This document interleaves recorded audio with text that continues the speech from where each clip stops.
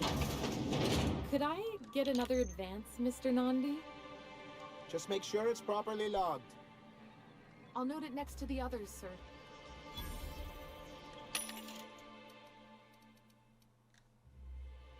Armored gadget. Increases your movement speed for a short time when you enter tactical. This effect has a cooldown. So I found a gadget, that's fucking expensive.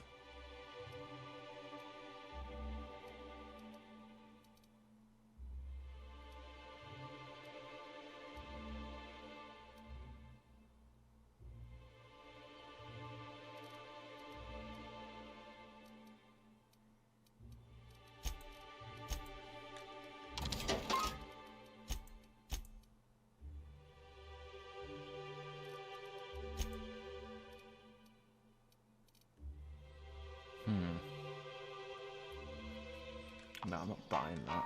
Fucking need to get my money back up. Well, new business turns up at last. Celia, didn't I tell you our new statistics-based advertising model would be a hit? That you did, sir. How can yield improvements of 26.7% not quicken the pulse? How can 32% cost savings not moisten the loins? You've often posed these very questions. Clear my schedule. This newcomer has a meeting with me. That's very generous of you. Celia, will you make a note of that for my self-review? Very generous. Noted. But not so generous I can't drive a good bargain. Now, who sent you? Rizzo's, perhaps? Or Auntie Cleo herself?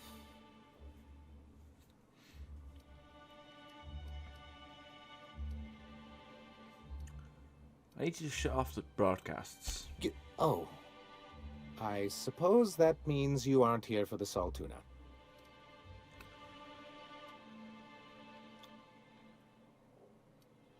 Afraid not. Oh, a shame. I'd been saving a bottle of iceberg-aged whiskey for an occasion like this. I had hoped that livening up our advertisements with enticing figures would draw the other corporations back to our bosom, but it seems we're back to the drawing board. What exactly are you hoping to accomplish? Thanks to the so-called hazard clause, Monarch has been cut off from the board's resources and protection for 10 years now. Now, we've kept ourselves in business by trading with individual corporations, but given the off-the-books nature of those transactions, such arrangements are precarious. And you're tired of scrounging around and scraping by, right? Yes, freedom is a tempting ideal, but a rather costly paramour.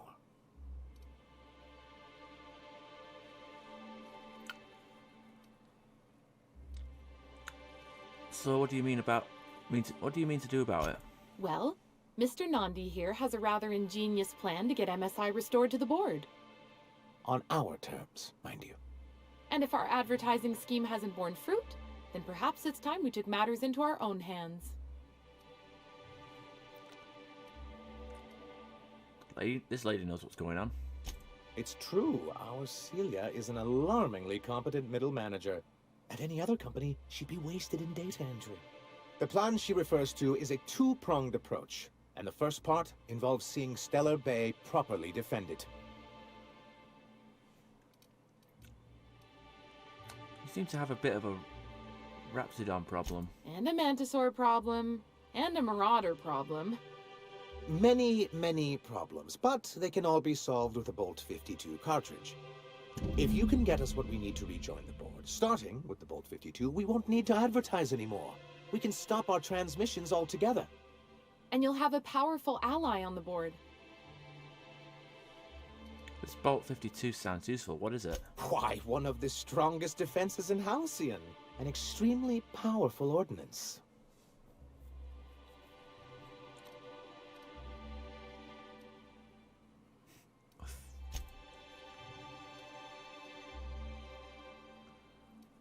Once you have the Bolt 52, what's the other part of your plan? I'll need to gather some supplemental materials, but I mustn't get ahead of myself. You do tend to do that. The Pt.32 will be in the old arms building southwest of town, which used to be part of Stellar Bay before we had to move our walls in. And these days, it's overrun with marauders and raptidons. Then I guess I'll go and get your Bolt 52. Do be careful. I've lost more than a few people to marauders and raptidons out there.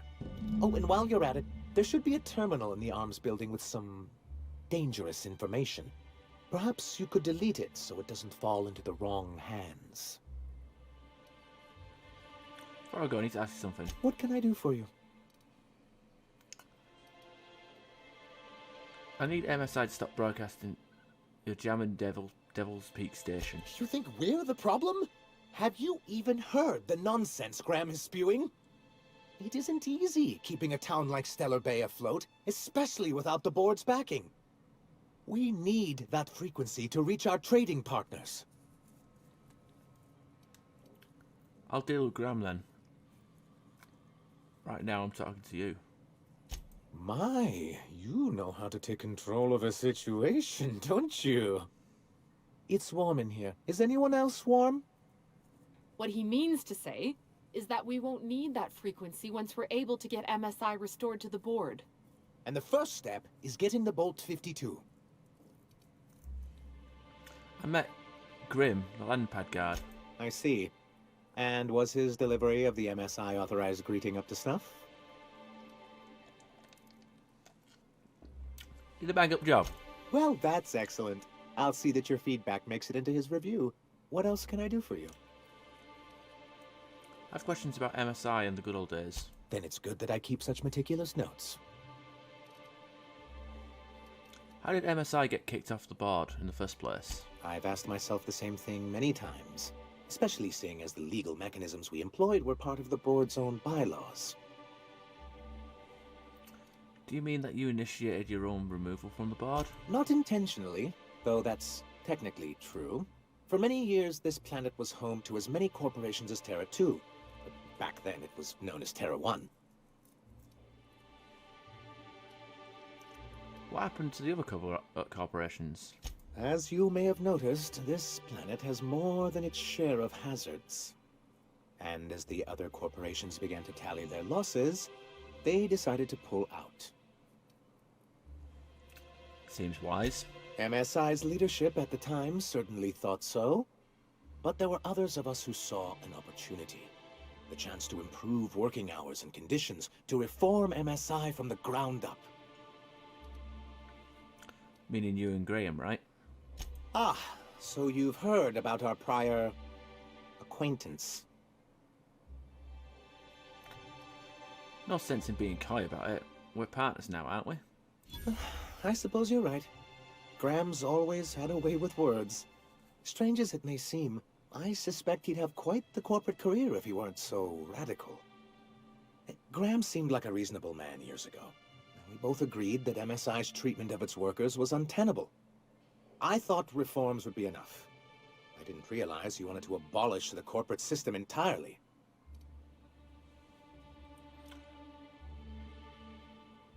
Why were you so invested in reforming MSI years ago? Reforms are humane, but they're also good business sense. Exhausted, sick, and malnourished workers are not productive workers. Even a cursory review of the data bears that out. Anyway, we learned of a loophole in the corporate bylaws that would allow MSI to claim ownership of the entire planet once the other corporations pulled out, creating the perfect environment for us to enact these new reforms. I take it your leadership didn't embrace your ideas. No, they laughed in our faces and insisted we'd be relocating to Terra 2, along with everyone else. Yet you are here. Yes, some of us stayed behind, and as the most senior executive remaining, I ended up in charge of what was left of MSI.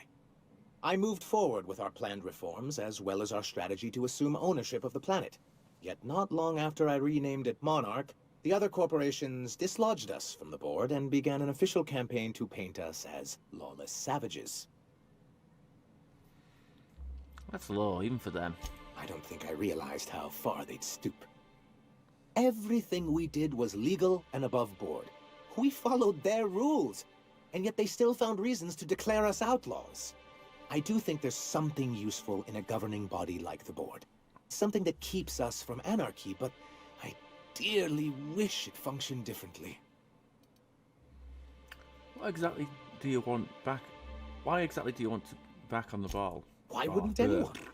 They own nearly all the resources and infrastructure in Halcyon. To be on the board is to be part of the colonial community, and being cut off means slow strangulation. They've treated you pretty roughly. Is it worth going back, though?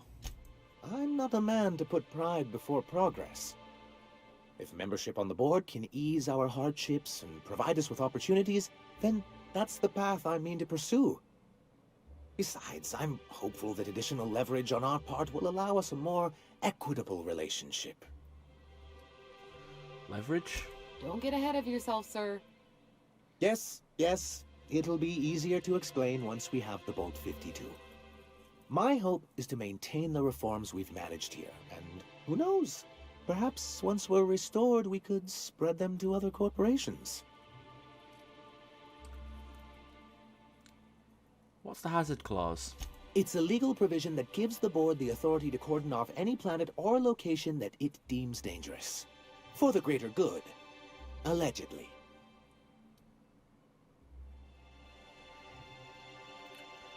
And they've invoked it on Monarch.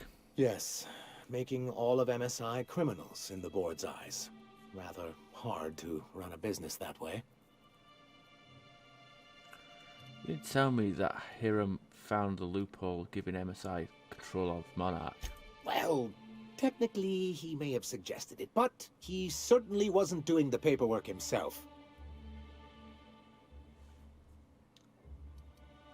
You were supposed to let Hiram control Devil's Peak. That was the deal. Technically he does. What exactly are you accusing me of?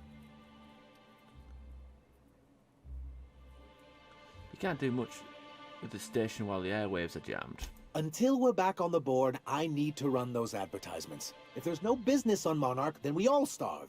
Hiram included. Besides, Graham's the one you should really be concerned about.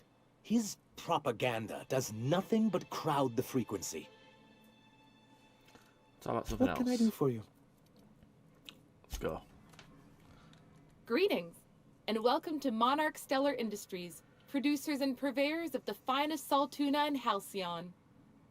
What can I do for you today?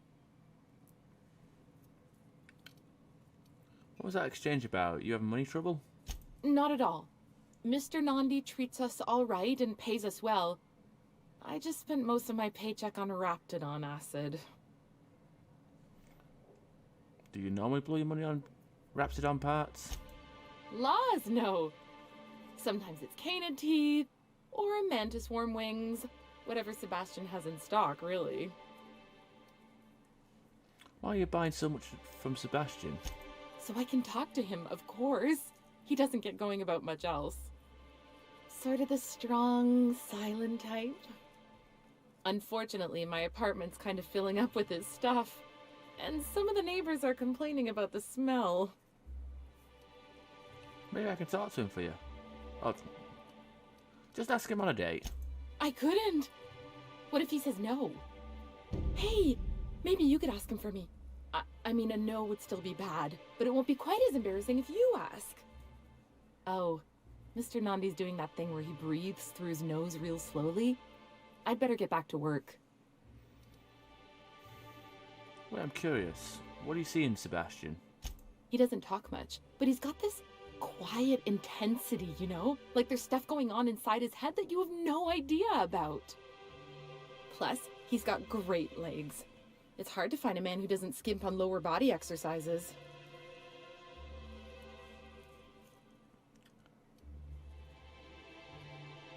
You really want to be with someone you can't talk to? You think that's what I'm looking for? You're funny. That's all I need to know. Sorry, sometimes I get carried away. Alright.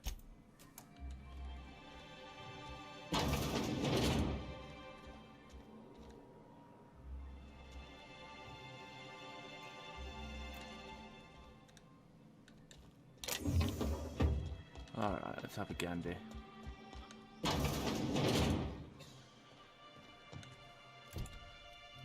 So, we've got these locations. Bolt with his name. Flowers for Sebastian. I reckon that's nearby.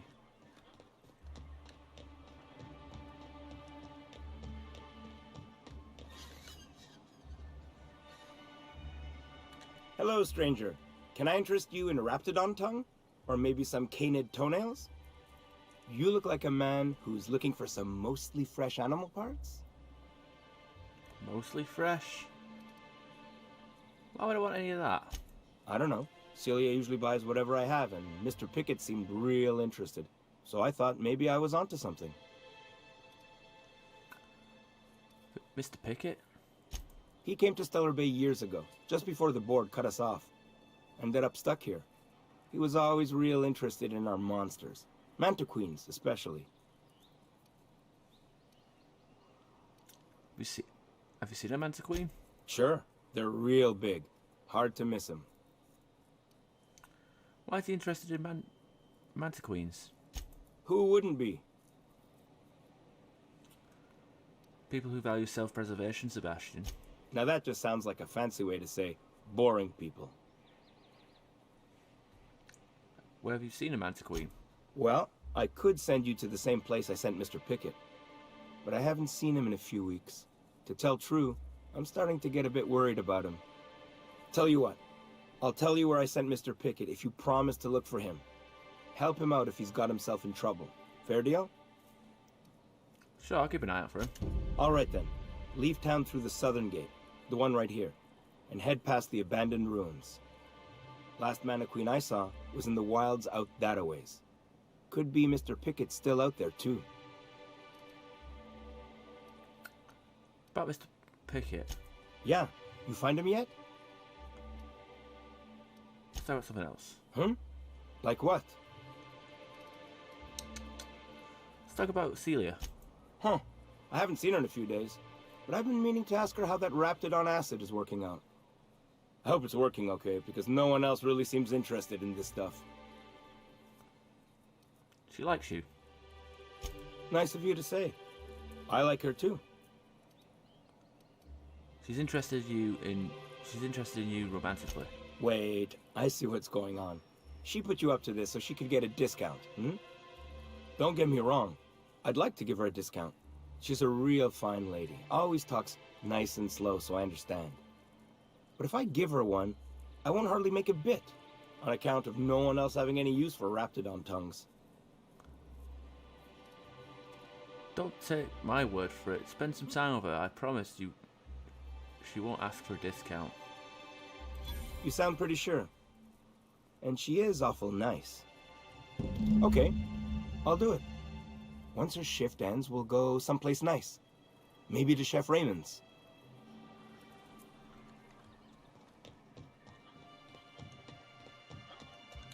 Have you talked to Sebastian yet? What did he say?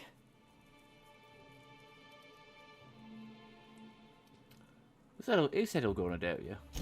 Okay, but how did he say it? Did he sound excited? Or like he was just agreeing to it?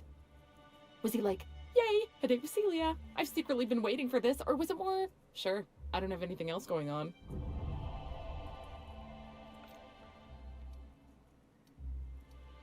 Look, you've got your chance. Have fun and don't overthink it. Oh, I will. Now I've just got to figure out which jumpsuit I'm wearing and how I'm fixing my hair. Or maybe I should go with a casual look? Ah, look at me going on.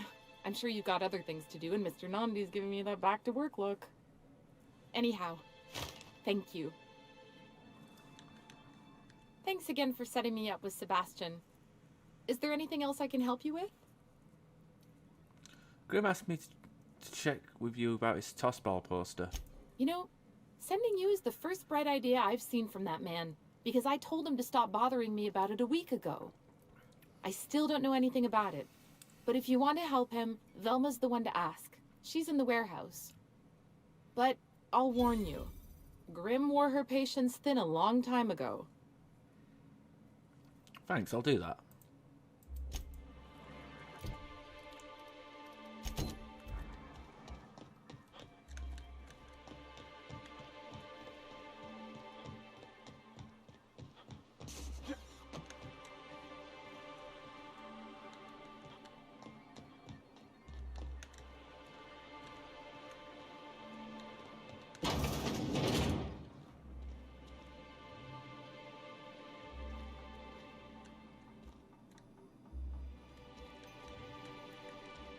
If you want to talk to the boss, she's in the back.